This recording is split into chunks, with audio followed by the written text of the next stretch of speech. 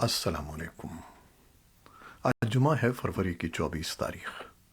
پاکستان میں اس وقت شام کے 7، بھارت میں 7:30، اور یہاں ہمارے اسٹوڈیوز کی گھڑیوں میں صبح کے 9 بج رہے ہیں۔ وائس آف امریکہ واشنگٹن کی اردو سروس سے میں ہوں خالد حمید، خبروں کے ایک بلیٹن کے ساتھ۔ آغاز کرتے ہیں یوکرین روس تنازع سے، جس کو آج 1 سال مکمل ہو رہا ہے۔ یوکرین کے صدر ولادیمیر زیلنسکی نے کہا ہے کہ جمعے کو ان کی قوم روس کے خلاف فتح یاب ہوگی۔ انہوں نے کہا کہ ہم نے برداشت کیا، ہم ہارے نہیں، اور ہم اس سال فتح حاصل کرنے کے لیے سب کچھ کریں گے۔ زیلنسکی نے سوشل میڈیا پر جاری ایک بیان میں کہا کہ یوکرین نے دنیا کو متاثر کیا ہے، یوکرین نے دنیا کو متحد کر دیا ہے۔ انہوں نے یہ بیان ایسے وقت میں دیا جب ان کے پڑوسی ملک کے ساتھ جنگ دوسرے سال میں داخل ہو گئی ہے، جس کا کوئی بظاہر خاتمہ نظر نہیں آ رہا ہے۔ ادھر گروپ آف 7 کے رہنماؤں کی ملاقات جمعے کو ہو رہی ہے، جس میں روس کی جنگی کوششوں میں مدد کرنے والوں کے خلاف نئی پابندیوں کا اعلان کیا جائے گا۔ وائٹ ہاؤس نے جمعے کو کہا کہ وہ بینکنگ، کان کنی اور دفاعی شعبوں کے ساتھ ساتھ 200 سے زائد افراد اور اداروں کو نشانہ بنانے والی نئی پابندیاں عائد کر رہا ہے، جن میں روس اور یورپ، ایشیا اور مشرق وسطیٰ میں ایسے افراد بھی شامل ہیں جو روس کی جنگ کی حمایت کر رہے ہیں۔ وائٹ ہاؤس نے جمعے کو یوکرین کے لیے $2 بلین کی اضافی امداد کا اعلان کیا۔ خاص طور پر امریکہ بغیر پائلٹ کے فضائی نظام UAS اور الیکٹرانک جنگی آلات کے ساتھ ساتھ توپ خانے اور درست فائر کرنے کی صلاحیتوں کے لیے گولہ بارود فراہم کر رہا ہے، جو روسی جارحیت کو پسپا کرنے کے لیے یوکرین کی صلاحیت کو مضبوط کرے گا۔ وائٹ ہاؤس نے ایک بیان میں بتایا کہ اقوام متحدہ نے جمعرات کو ایک قرارداد منظور کی، جس میں یوکرین سے روسی افواج کے فوری اور غیر مشروط انخلا کا مطالبہ کیا گیا ہے۔ اسی دوران چین نے جمعے کو روس اور یوکرین کے درمیان جنگ بندی اور امن مذاکرات شروع کرنے کا مطالبہ کیا۔ یہ 12 نکاتی اس تجویز کا حصہ تھا جس میں روس کے خلاف مغربی پابندیوں کے خاتمے پر زور دیا گیا ہے۔ اس کے علاوہ شہری انفراسٹرکچر پر حملوں کو روکنے، جوہری تنصیبات کی حفاظت کو یقینی بنانے اور انسانی امداد کی ترسیل کے لیے راہداری قائم کرنے کے لیے اقدامات تجویز کیے گئے ہیں۔ چین نے تنازع میں غیر جانبدار رہنے کی کوشش کی ہے، لیکن یوکرین پر روس کے حملے پر تنقید کرنے سے انکار کر دیا ہے۔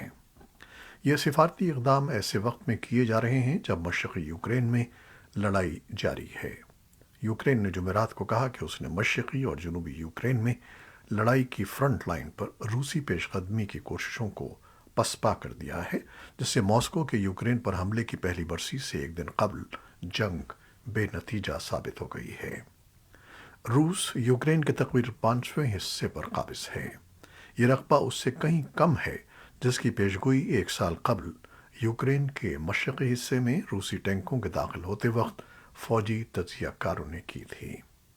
تازہ ترین لڑائی میں ماسکو کی افواج نے پیش قدمی کرتے ہوئے باخمود کو گھیرے میں لینے کی کوشش کی۔ یوکرین کے فوجی ترجمان بریگیڈیئر جنرل اولیکسی گراموف نے کہا کہ ماسکو اپنی افرادی قوت کو کیف کی افواج کو تھکانے اور کمزور کرنے کے لیے استعمال کرنے کی کوشش کر رہا ہے۔ انہوں نے کہا کہ دشمن بڑے پیمانے پر نقصانات اٹھانے کے باوجود باخمود کو محاصرے میں لینے کی کوششیں ترک نہیں کر رہا۔ اقوام متحدہ کی جنرل اسمبلی نے جمعرات کو ایک قرارداد کی بھاری اکثریت سے حمایت کی، جس میں یوکرین میں اقوام متحدہ کے چارٹر کے اصولوں کے مطابق جلد از جلد ایک جامع، منصفانہ اور دیرپا امن کا مطالبہ کیا گیا۔ یوکرین کے پیش کردہ متن کی حمایت کے حق میں 141، مخالفت میں 7 ووٹ آئے، جبکہ 32 غیر حاضر رہے۔ قرارداد میں امن کی اہمیت پر زور دیا گیا تھا، اور اس نے اسمبلی کے اس مطالبے کا بھی یہ اعادہ کیا کہ روس فوری طور پر، مکمل طور پر اور غیر مشروط طور پر اپنے تمام فوجی دستوں کو یوکرین کی سرزمین سے بین الاقوامی طور پر تسلیم شدہ اپنی سرحدوں کے اندر واپس بلا لے اور دشمنی ختم کرے۔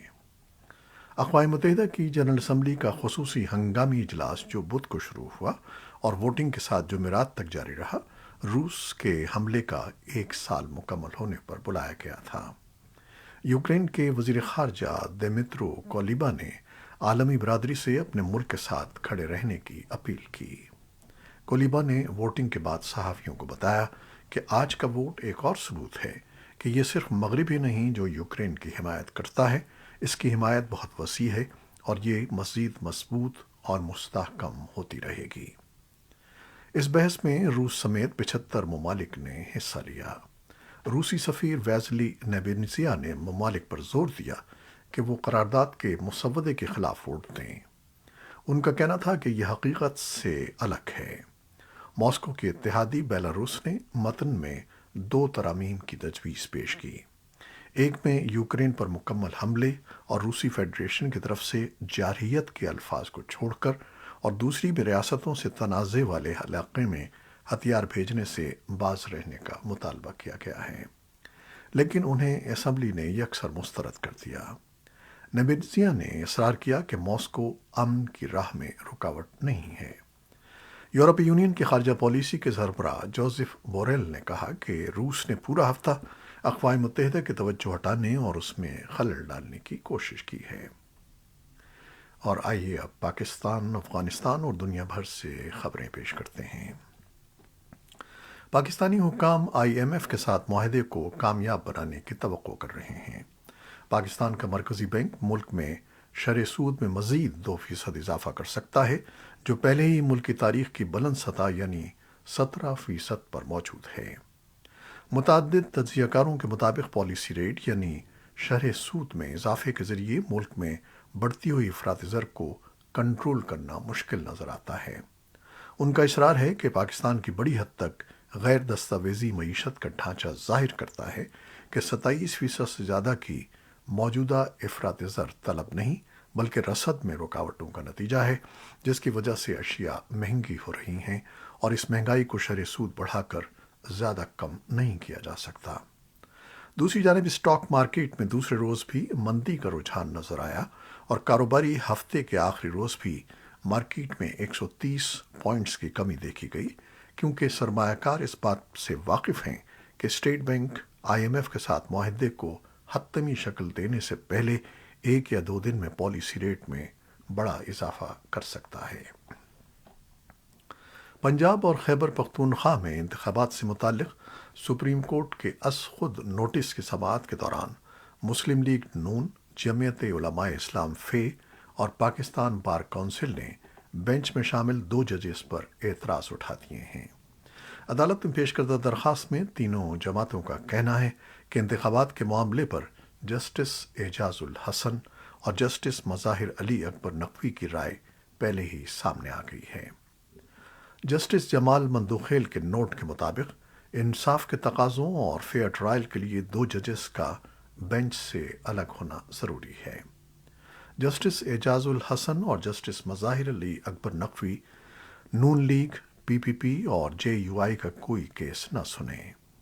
سماعت کے دوران بینچ کے سربراہ چیف جسٹس عمر عطا بندیال نے ایک موقع پر کہا کہ عام طور پر شہری انصاف کے لیے عدالت میں آتے ہیں، لیکن کیا آپ کو معلوم ہے کہ اس بار آئین نے دروازہ کھٹکھٹایا ہے؟ جے یو آئی کے وکیل اور سینیٹر کامران مرتضی نے سماعت کے بعد وائس آف امریکہ سے بات کرتے ہوئے کہا کہ اس کیس میں اگرچہ جسٹس اطہر من اللہ نے فل کورٹ بنانے کی بات کی ہے، تاہم مجھے ایسا ہوتا نظر نہیں آ رہا۔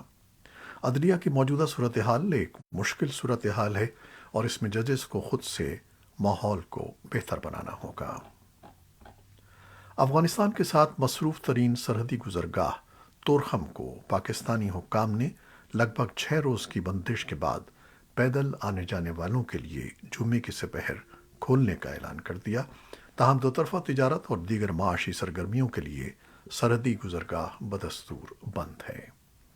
تورخم میں سرکاری عہدیداروں نے بتایا ہے کہ سرحدی گزرگاہ پاکستان میں پھنسے ہوئے یا واپس جانے والے افغان باشندوں اور افغانستان میں رکے ہوئے یا افغانستان سے پاکستان واپس آنے والوں کے لیے کھول دیا گیا ہے۔ اس فیصلے کے تحت نہ تو کسی پاکستانی باشندے کو افغانستان اور نہ کسی پاکستانی باشندوں کو طورخم کے راستے افغانستان داخل ہونے کی اجازت ہوگی۔ افغانستان میں برسر اقتدار طالبان عہدیداروں نے اتوار کے روز پاکستانی سیکیورٹی اہلکاروں کی افغان باشندوں کے ساتھ نفرت آمیز رویوں کے الزام لگا کر سرحدی گزرگاہ کو ہر قسم کی آمد و رفت اور دوطرفہ تجارت کے لیے بند کر دیا تھا۔ بدھ کے روز پاکستان کے وزیر دفاع خواجہ آصف کی سربراہی میں ایک اعلیٰ سطحی وفد کے دورے کابل اور رہنماؤں کے ساتھ مذاکرات کے بعد افغان حکام نے طورخم کو جمعرات کے صبح کھولنے کا اعلان کیا تھا، مگر پاکستانی حکام اعلانات کے باوجود ایسا نہ کر سکے۔ تجزیہ کاروں کا موقف ہے کہ بدھ کے روز ہونے والے مذاکرات میں پاکستانی حکام افغانستان میں روپوش عسکریت پسندوں کے خلاف کارروائی کرنے پر طالبان کی جانب سے کوئی مثبت جواب نہ ملنے پر مایوس دکھائی دے رہے ہیں۔ طالبان حکومت کی وزارت صنعت و تجارت کے ایک عہدیدار کا کہنا ہے کہ روس، ایران اور پاکستان کے تاجروں کے کنسورشیم کے ساتھ ایک معاہدے پر دستخط کیے جائیں گے جو $1 بلین کی ابتدائی سرمایہ کاری سے بنیادی ڈھانچے کے 4 منصوبوں کی تعمیر سے متعلق ہوں گے۔ وزارت کے ترجمان نے وائس آف امریکہ کو بتایا کہ 14 افغان سرمایہ کاروں کا ایک گروپ بھی ان 3 ممالک کے تاجروں میں شامل ہے۔ طالبان کے قائم مقام وزیر برائے صنعت و تجارت نور الدین عزیزی نے رائٹرز کو بتایا کہ بجلی اور کانکنی کے منصوبوں کے علاوہ کنسورشیم سالانگ میں ایک دوسری سرنگ کے امکان کا جائزہ لے گا جو افغانستان کے شمال کو ملک کے دوسرے حصوں سے ملاتی ہے۔ پنجشیر سے کابل تک پانی کی منتقلی اور کابل ہرات ہائی وے کی تعمیر نو بھی ان منصوبوں میں شامل ہے۔ انسانی حقوق کی صورتحال پر اقوام متحدہ کے خصوصی نمائندے رچرڈ بینٹ نے ایک ٹویٹ میں طالبان پر زور دیا ہے کہ وہ خواتین کے حقوق کی کارکن نرگس سادات اور انسانی حقوق کے لیے کوشاں دوسرے افغان کارکنوں کو رہا کرتے ہیں۔ انہوں نے ٹویٹ میں کہا کہ وہ طالبان حکام کی جانب سے جبری حراست میں لیے گئے سول کارکنوں نرگس سادات، زکریا اوسولی، ابراہیم مشعل اور دیگر کی فوری غیر مشروط رہائی کے لیے اپنی اپیل کو دہراتے ہیں اور ان کی حفاظت اور بہبود کی یقین دہانی کی درخواست کرتے ہیں۔ امریکی محکمہ دفاع نے اعلان کیا ہے کہ کیوبا میں قائم حراستی مرکز گوانٹانامو بے میں 20 برس تک قید رہنے کے بعد 2 پاکستانی بھائیوں کو واپس ان کے ملک منتقل کیا جا رہا ہے۔ عبد الربانی اور محمد ربانی نامی ان دونوں بھائیوں کو سن 2002 میں کراچی سے حراست میں لیا گیا تھا، جنہیں بعد ازاں افغانستان میں امریکی حکام کے حوالے کر دیا گیا تھا، جس کے بعد سن 2004 میں انہیں گوانتانامو بے منتقل کیا گیا۔ دونوں بھائیوں پر 11 ستمبر سن 2001 کے حملے کے مبینہ ماسٹر مائنڈ خالد شیخ محمد کے لیے کام کرنے اور پاکستان میں القاعدہ کے مشتبہ دہشت گردوں کو محفوظ ٹھکانے فراہم کرنے کا الزام تھا، تاہم 2 دہائیوں کے دوران ان پر فرد جرم عائد نہیں کی گئی تھی۔ ایران نے اپنے سویلین جوہری پروگرام کے تحت یورینیم کی 84% خالص افزودگی کی رپورٹس کو مسترد کر دیا ہے۔ ایرانی سویلین جوہری پروگرام کے ترجمان بہروز کمال وندی کا کہنا ہے کہ ایران صرف 60% خالص یورینیم تیار کرنے کی صلاحیت رکھتا ہے۔ حال ہی میں نشریاتی ادارے بلومسبرگ نے جوہری انسپیکٹرز کے حوالے سے اپنی ایک رپورٹ میں کہا تھا کہ ایران 84% خالص یورینیم افزودہ کرنے کی صلاحیت پیدا کر چکا ہے۔ جوہری توانائی کی عالمی ایجنسی IAEA نے اس رپورٹ کی تردید نہیں کی تھی۔ ایران نے یورینیم افزودگی سے متعلق اس رپورٹ کو ایک سازش قرار دیا ہے۔ ترکی کی فورسز نے دعویٰ کیا ہے کہ شمالی شام میں ایک آپریشن کے دوران استنبول کے استقلال ایونیو دھماکے کا ماسٹر مائنڈ مارا گیا ہے۔ ترکی کے سرکاری میڈیا کے مطابق انٹیلیجنس اہلکاروں نے شمالی شام کے شہر قامشلی میں ایک آپریشن کیا۔ اس دوران مبینہ ماسٹر مائنڈ حلیل مینسی ہلاک ہو گیا۔ گزشتہ برس 13 نومبر کو استنبول کے مشہور سیاحتی مقام استقلال ایونیو پر ایک بم دھماکے میں 2 بچوں سمیت 6 افراد ہلاک ہو گئے تھے۔ واقعے میں 80 افراد زخمی بھی ہوئے تھے۔ ترکی کے حکام نے اس حملے کا الزام کل عدم ترکستان ورکرز پارٹی سمیت شامی کردش گروہوں پر عائد کیا تھا، تاہم کردش عسکریت پسندوں نے اس کی تردید کی تھی۔ روس نے 3 خلا نوردوں کی عالمی اسپیس اسٹیشن سے بحفاظت واپسی کے لیے اسپیس کرافٹ روانہ کر دیا ہے۔ ان خلا نوردوں میں 2 روسیوں کے ساتھ امریکی خلائی ادارے ناسا کے ایک آسٹروناٹ بھی شامل ہیں۔ گزشتہ برس دسمبر میں ان خلا نوردوں کے اسپیس کرافٹ سے چھوٹے چھوٹے شہابیے ٹکرا گئے تھے، جس کی وجہ سے اس میں تکنیکی خرابی پیدا ہو گئی تھی۔ اس خرابی کے بعد یہ اسپیس کرافٹ عالمی خلائی اسٹیشن پر پارک کر دیا گیا تھا۔ جمعے کو روس نے ان خلا نوردوں کو واپس لانے کے لیے قازقستان سے خالی اسپیس ایئر کرافٹ خلا میں روانہ کیا، جو اتوار تک عالمی خلائی اسٹیشن تک پہنچ جائے گا۔ یہ تھیں وہ خبریں جو فیس بک لائیو پر ہم نے آپ کے لیے پیش کی۔ ہماری ویب سائٹ، یوٹیوب اور پوڈ کاسٹ پر یہ بلیٹن آپ کے لیے پوسٹ کر دیا جاتا ہے۔ آپ ہمارے بلیٹن کو شیئر کرتے ہیں اور اپنے کمنٹس میں اپنی محبتوں کا اظہار کرتے ہیں، جس کے لیے ہم آپ کے بےحد ممنون ہیں۔ اپنی ان کاوشوں کو جاری رکھیے گا۔ نیوز ایڈیٹر بہجت جیلانی کے ساتھ خالد حمید کو اب اجازت دیجیے گا۔ اللہ حافظ۔